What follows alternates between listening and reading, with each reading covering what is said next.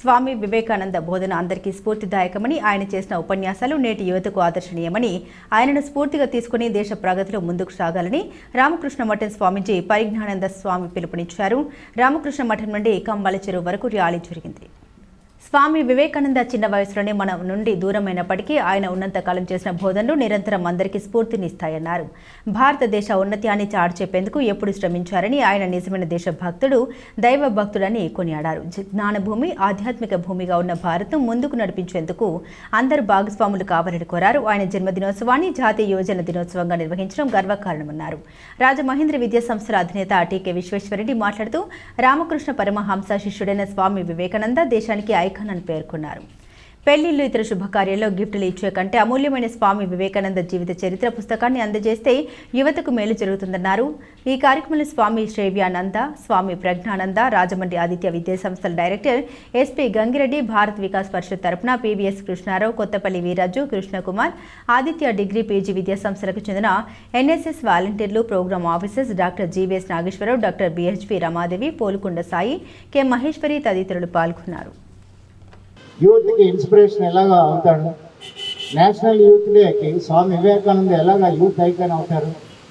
1985లో భారత ప్రభుత్వం పెద్ద మీటింగ్ అది పెట్టి నేషనల్ యూత్ డే, జాతీయ యువజన దినోత్సవం సెలబ్రేట్ చేయాలి. దానికి ఎవరు ఆదర్శ పురుషుడు, ఎవరు నిజమైనటువంటి మార్గదర్శి, యువకులకు ఎవరు నిజమైన స్ఫూర్తి ఇచ్చేవారు అని అంటే అందరూ ఏకగ్రీవంగా స్వామి వివేకానంద పేరు చెప్పారు. భారత ప్రభుత్వం అక్కడ రాసిన రెజల్యూషన్లో, ఆ మీటింగ్లో ఏం రాశారంటే, it was felt that Swami Vivekananda philosophy and ideas are great source of inspiration for the Indian youth. అది ఆ విధంగా భారతదేశ స్వామి వివేకానంద యొక్క బోధలు నిజమైనటువంటి స్ఫూర్తిని నింపే, యువతలో స్ఫూర్తిని నింపే బోధలు. అందుకని స్వామి వివేకానంద యువతకు ఆదర్శం అని చెప్పి స్వామి వివేకానంద జన్మదినాన్ని జనవరి 12ని నేషనల్ యూత్ డేగా భారత ప్రభుత్వం డిసైడ్ చేసింది. అప్పటి నుంచి కూడా జనవరి 12న నేషనల్ యూత్ డే జరుపుకుంటున్నాం. ఈ నేషనల్ యూత్ డే అనగానే స్వామి వివేకానంద గుర్తుకు రావాలి. స్వామి వివేకానంద పుట్టినరోజు సందర్భంగా భారతదేశంలో మరి యువజన దినోత్సవం జరుపుకుంటున్నాం. ఇది చాలా ఆనందదాయకం.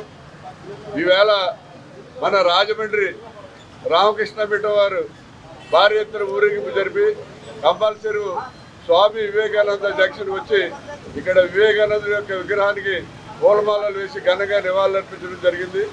దీనిలో ఆదిత్య కాలేజీ, రాజమహేంద్రి కాలేజీ, అలాగే మన భారత వికాస్ పరిషత్ పెద్దలందరూ కూడా రావటం జరిగింది. ఇది చాలా ఆనందం. ఎందుకంటే రామకృష్ణ పరమహంస గారి శిష్యుడైనటువంటి స్వామి వివేకానంద భారతదేశానికి ఒక ఐకాన్. ఆయన లాంటి వ్యక్తి ఈ భారతదేశంలో ఇంకా ఇంతవరకు ఎవరు పుట్టలేదు. ఎందుకంటే ఆయన బాధలో వివేకానందుడికి ఏదైతే బోధించారో అది భారతదేశంలో యువకులందరూ కూడా చదవలసిన అవసరం ఎంతైనా ఉంది.